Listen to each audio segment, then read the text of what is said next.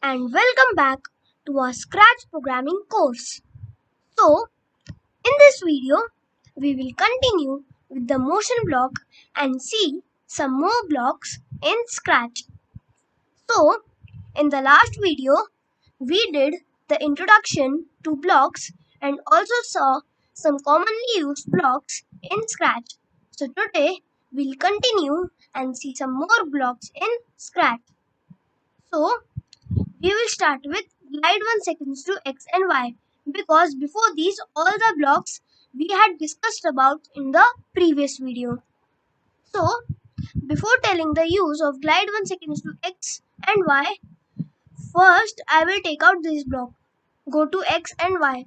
So suppose I set the x value to 58 and suppose the y value to minus 129. Okay, and suppose I click this block. So as you all know, it will go to the desired position. But as you all can see, it went directly to that position, means it went very roughly. So this is the difference between glide 1 seconds to x and y and go to x. What happens when in glide 1 seconds to x and y, it goes smoothly. But in go to x and y, it goes roughly. So I'll show you all. When I click on this block, can you see it is going so smoothly? So that is the use of glide 1 seconds to x and y. And suppose my sprite position is here. And suppose I set it to 3 seconds. So what will happen? It will take 3 seconds to perform this script. That means it will take 3 seconds to go to x0 and y0. I will show you all. Can you all see it is going so slowly? And same thing if I change the position and suppose I'm just changing it and suppose I set it this, and if I do it, the default position means the default setting seconds is 1. If I do it 0.1, can you all see it is going so quickly? Now let's see the second block. The second block is change x by 10. This block is used to change the x position of the sprite by the specified value. So if I click on this block, can you all see the x position of the sprite is changing. Now the current x position is 85. When I click on this, can you all see it becomes 95 and it is moving by 10 steps.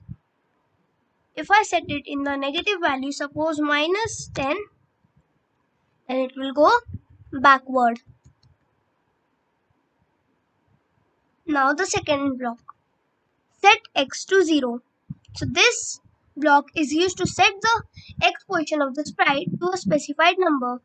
So suppose now currently the sprite's x position is 15. If I click on this block, can you all see it went to the x position 0. And if I do it as 25, then it will go to the x position 25. Next block is change y by 10. This block is used to change the y position of the sprite. That means it will go up or down. So if I click on this block, can you all see the sprite is moving up? And if I write it in a negative form, suppose minus 30, so it will go downward. And the same use, like set x to 0, just set y to 0. Or we can do any. Suppose set y to 25, then it will go to the y location as 25. Now this is a little tricky. If an edge bounce, if suppose I make the sprite move 10 steps. If I run this script, move 10 steps if an edge bounce. Now I will show you all what it means. So first I'll run the script. So can you all see now the sprite is moving. And the moment when it comes to the edge, can you all see it bounced? Means it go backward. The edge of anything is here. Means the edge is here, means the end. So as it came to the edge, means the sprite as it came to the edge, it bounced and it moved backward. So this is the use of if an edge bounds block. And if the same thing, suppose the sprite is like this, and if I remove this block, so can you all see? It is not bouncing backward, it is just going inside. And if the same thing I put this block, can you all see? It is bouncing and it is going backward. Now set rotation style to the specified. So there are three types: left and right, don't rotate, and all around. So this is somewhat related to if an edge bounds. I'll show you all how. So first what I will do, I'll make it point in 90 and x0 and y0. I'll making it go to the starting position, and I will now create a script. Move 10 steps if an edge bounds, and set rotation style to left and right, not left and right, all around. I'll show you what it means. So first of all, it will move 10 steps and it will bounce when it reaches the edge. So as you all know. But what is the use of this block? Set rotation style to all around. So whenever we open a Scratch program, the default rotation style of the sprite is set to all around.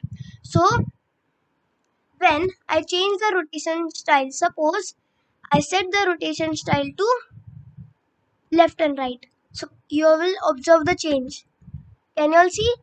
Now it is not, first what was happening, it was going upside down. But can you all see, now it is just turning its way. And if I keep clicking, then when it will come to the edge, then it will turn again. It is not going upside down. So that is set rotation style to left and right. And in all around, what happens?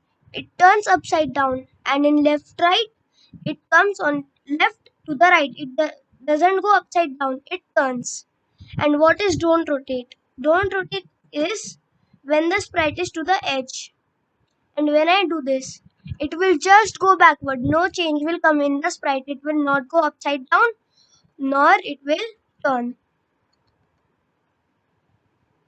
Okay, so first what I will do, I will bring the sprite to the default location, that is x0 and y0.